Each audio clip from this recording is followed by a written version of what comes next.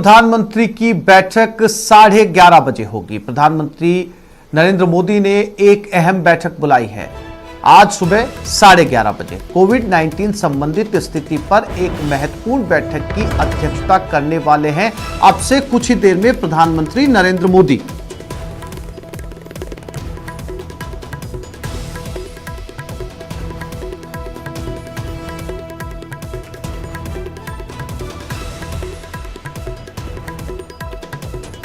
लगातार भारत में कोरोना की स्थिति बिगड़ती जा रही है। इसे लेकर सभी राज्य सरकारें मंथन कर रही है।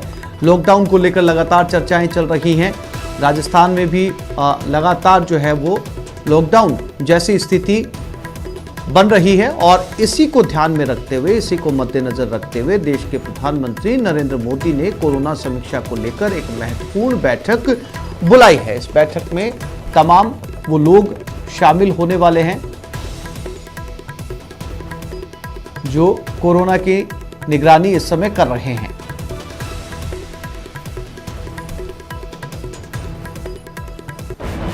और देश में कोरोना पर आपको अपडेट बता देते हैं। पहली बार 2,73,000 नए मामले सामने आए। 24 घंटे में 1619 लोगों की मौत हुई। लगातार 5वें दिन 2 लाख से ज्यादा नए केस सामने आए।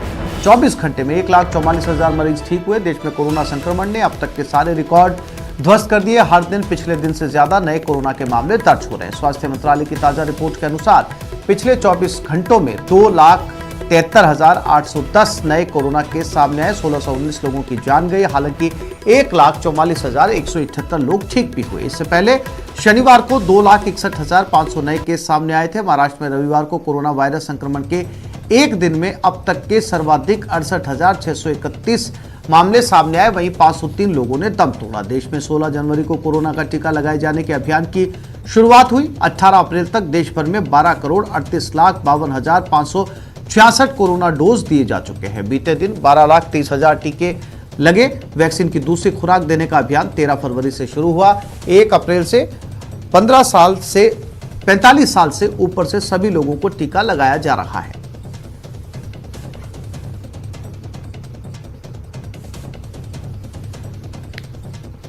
और मरुधरा में महामारी की जानलेवा रफ्तार जारी है। 24 घंटे में 10,514 नए केस सामने आए और 42 लोगों की जान गई। जयपुर में सबसे ज्यादा 1,963 केस सामने आए। प्रदेश में एक्टिव केस 67,000 के पार जा चुके हैं।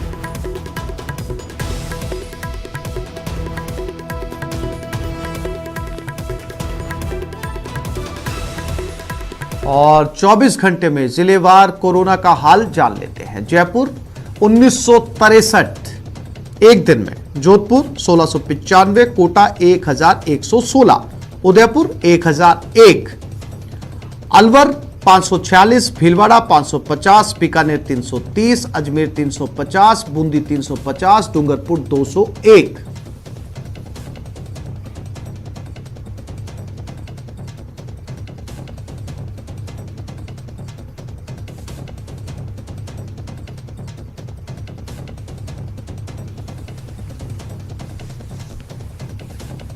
प्रदेश में 3 मई तक जन अनुशासन पखवाड़ा का सख्त कर्फ्यू रहेगा, जिसके तहत जरूरी सेवाओं में छूट दी गई है। उधर इससे पहले प्रदेश के मुख्यमंत्री अशोक गहलोत ने ओपन मीटिंग में प्रदेशवासियों से कोरोना गाइडलाइंस की पालना की अपील की। दूसरी लहर का कहर बरकरार।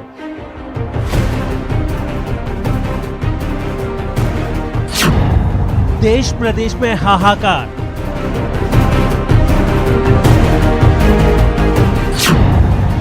कोरोना कोहराम, अस्पताल धड़ाम।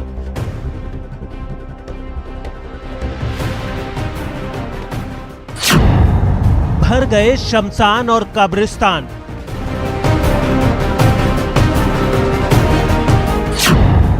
अब नहीं तो कब।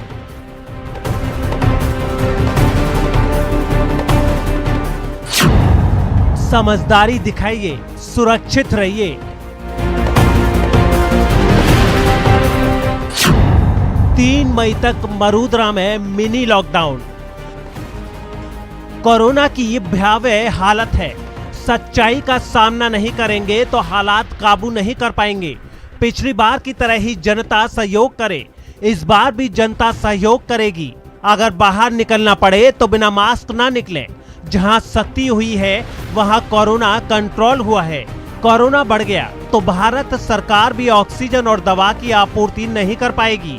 इसलिए प्रदेश में बढ़ते कोरोना संक्रमण के बीच अशोक गहलोत सरकार ने 19 अप्रैल से 3 मई तक कुछ जरूरी छूटों के साथ जन अनुशासन पखवाड़ा मनाने का ऐलान किया है। इस दौरान जरूरी सेवाओं को छोड़कर सभी सरकारी दफ्तर बंद रहेंगे।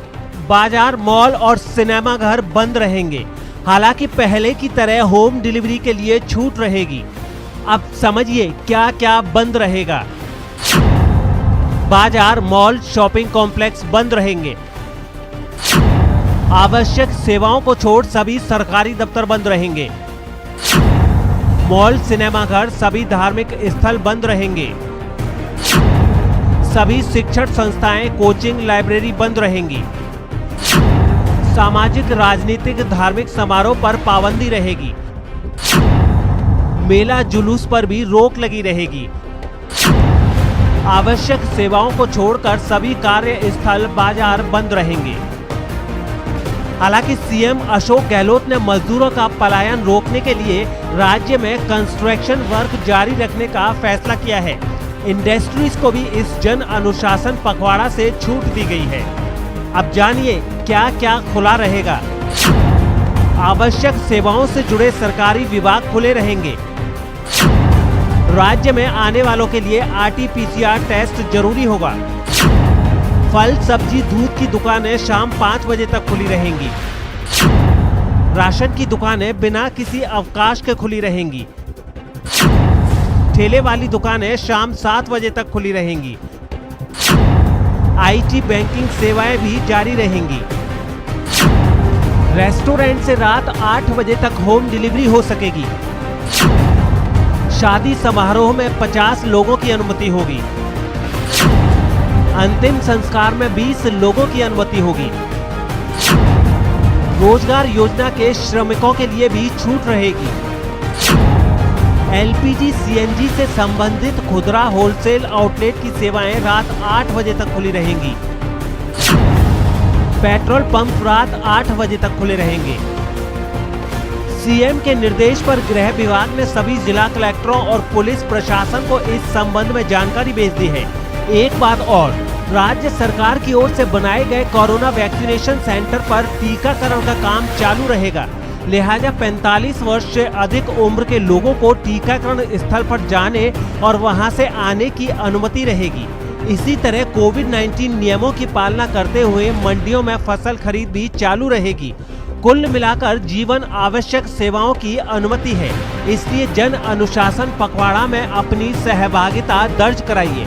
आपकी जरा सी लापरवाही की कीमत न सिर्फ आपको बल्कि आपके अपनों को भी जान देकर चुकानी पड़ सकती है। न्यूज 18 राजस्थान के लिए जयपुर से प्रेम मीणा की रिपोर्ट। कोरोना के बढ़ते मामलों को लेकर की जा रही सख्ती पर चिकित्सा राज्य मंत्री डॉक्टर सुभाष गर्ग ने बयान दिया। सुभाष गर्ग ने कहा कि महामारी से बचना है, साथ हम चाहते हैं कि आजीविका और रोजगार को भी नुकसान ना पहुंचे। इसके लिए सरकार को ढील देते हुए कठोर कदम उठाने पड़ रहे हैं। मेडिकल व्यवस्थाओं को दुरुस्त करने पर सरकार पूरी तरह ध्यान दे रही है।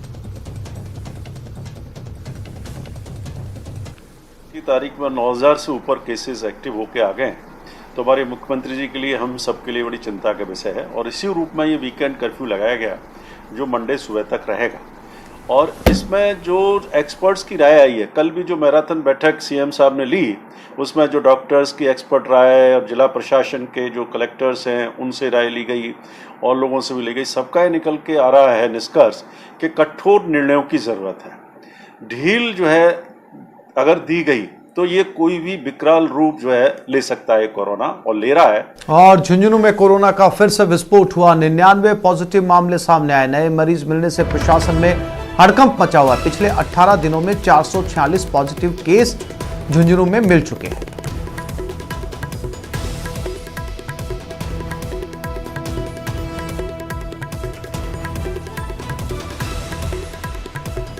और प्रदेश के हालात पर रघु शर्मा का बयान सामने आया। न्यूज 18 से चिकित्सा मंत्री रघु शर्मा ने कहा कि लापरवाही के कारण केस बढ़े। हर स्थिति के लिए सरकार तैयार है। वैक्सीनेशन में राजस्थान नंबर 1 पर है।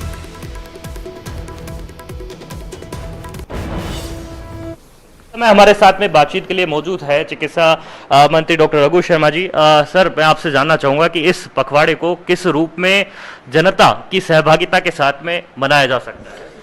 देखिए, पिछला जब दौर आया था संक्रमण का, केसेस की संख्या कम थी, ज़्यादा से ज़्यादा एक दिन में केस आए थे 3200 के करीब। मृत्यु भी हमारी नियंत्रित थी, लोग डरे हुए थे, अनुशासन में थे।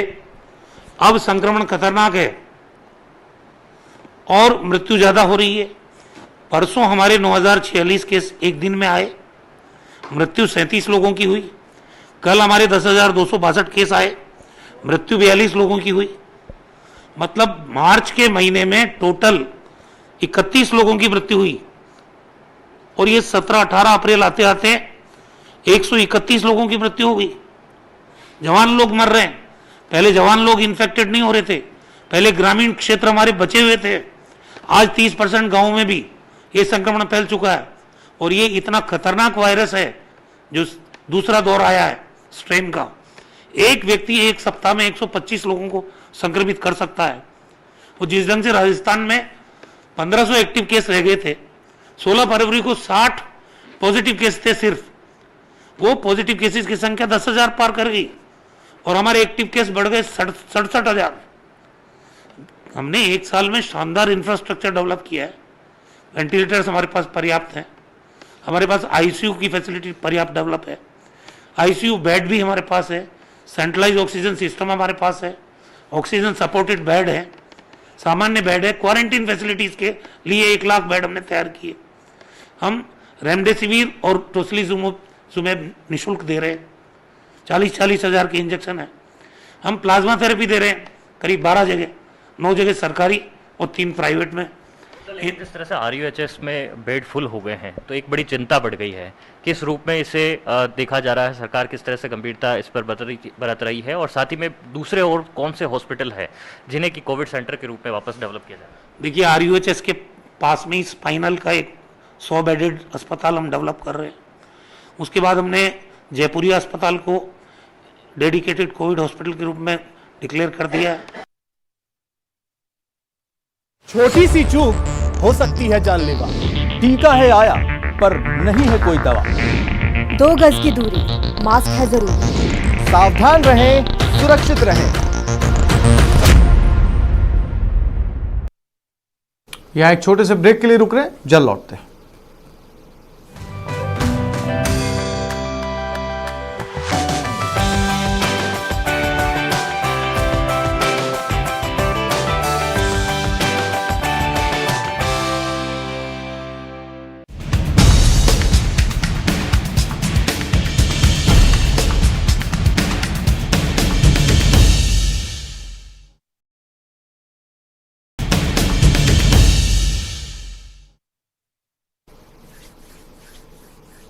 पश्चिम बंगाल विधानसभा चुनाव में बीजेपी को 200 से ज्यादा सीट आने का दावा एक बार फिर केंद्रीय गृह मंत्री अमित शाह ने किया है। शाह ने कहा कि पूरे पश्चिम बंगाल के लोग तुष्टीकरण और घुसपैठ से नाराज हैं और खुद को सेकंड ग्रेड सिटीजन जैसा महसूस करते हैं। ऐसे में विकास के एजेंडे पर बीजेपी सत्ता में आएगी। शाह से एक्सक्लूसिव बातचीत की न्यूज 18 की राजनीतिक संपादक मारिया शकील ने। आपने अपने भाषण में बार बार ये दोहराया कि ममता बनर्जी नंदीग्राम से हार रही हैं। क्या सिंगल मोस्ट इंपॉर्टेंट फैक्टर होगा? एंटी इनकम्बेंसी, कट मनी या politics of polarisation? Politics of polarisation. तुष्टीकरण से बंगाल की जनता जबरदस्त नाराज है, घुसपैठ से जबरदस्त खफा है और सीए का तुष्टीकरण के कारण आप अप्लाई नहीं करती हो, इससे इसका जो लाभार्थी वर्ग है वो भी बहुत गुस्से में है। ये तीनों चीजें एक मुश्त होकर एक फीलिंग बनती है कि we are second grade citizen in Bengal. और मुझे लगता है कि पूरे बंगाल में ये है कि भाई हमारी क्या प्रायोरिटी नहीं है? हमारा संविधान तो ये नहीं कहता है। और हर जगह आप जाकर देखिए, ना रोड के ठिकाने हैं, ना लाइट है, ना घरों में पीने का पानी पहुंचा है, ना शिक्षा की व्यवस्था पूरी चरमराई हुई है, हेल्थ का पूरा खाका बिखर गया है।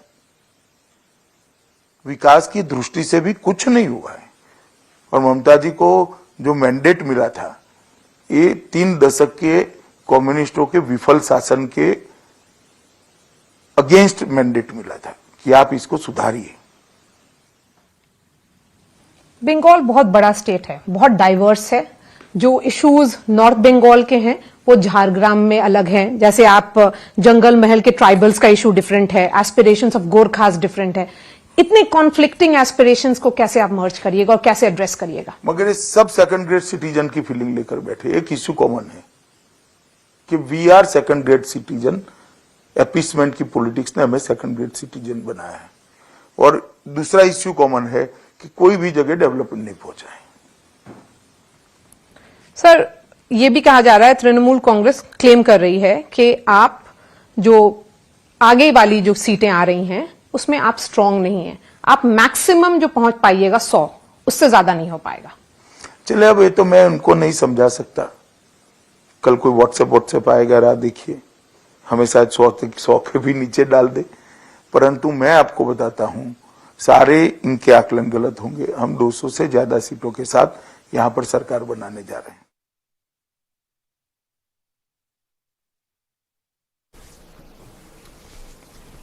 और अब बात सीकर की 15 फीट लंबी पेंटिंग की, जो कि शहर के एंट्री पॉइंट पर कोरोना से लोगों को सचेत कर रही है। सड़क पर उकेरी गई ये तस्वीर पब्लिक को आगाह कर रही है, सावधान कर रही है। जान प्यारी है तो कोरोना प्रोटोकॉल का पालन करो, घर से बेवजह बाहर मत निकलो। सीकर के फतेहपुर के रहने वाले सुनील ने लोगों को कोरोना से सचेत करने के लिए शहर के एंट्री पॉइंट पर करीब 15 फीट लंबी पेंटिंग बनवाई है। इस पेंटिंग में उन्होंने कोरोना का सिंबल बनाया है और लोगों को घरों में रहने की सलाह दी। गौरतलब है कि भारत में कोरोना संक्रमण तेजी से फैल रहा है। देश में कोरोना संक्रमित मरीजों की संख्या अब हर दिन 2 लाख के पार पहुंच रही है।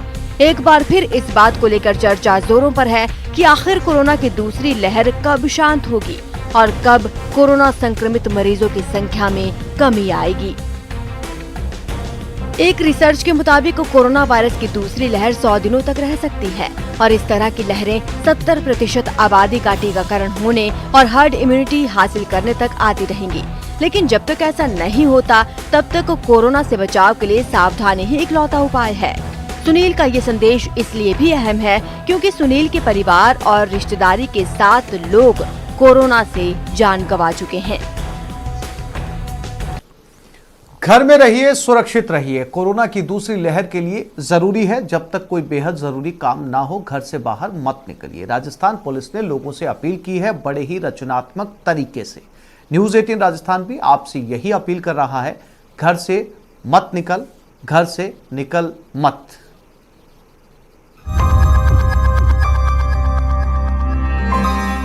शत्रु ये अदृश्य है, विनाश इसका लक्ष्य है। कर न भूल तू जरा भी न फिसल, मत निकल, मत निकल, मत निकल।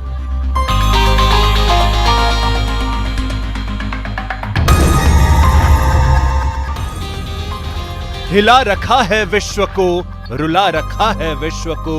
फूंक कर बढ़ा कदम, जरा संभल, मत निकल, मत निकल, मत निकल।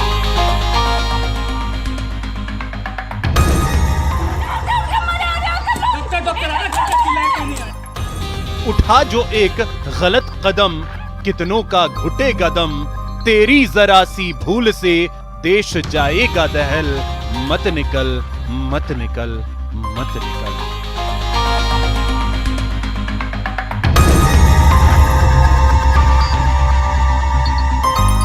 संतुलित व्यवहार कर, बंद तू किवाड़ कर। घर में बैठ, इतना भी तू ना मचल। मत निकल, मत निकल, मत निकल। तो इस बुलेटिन में फिलहाल इतना ही। नमस्कार।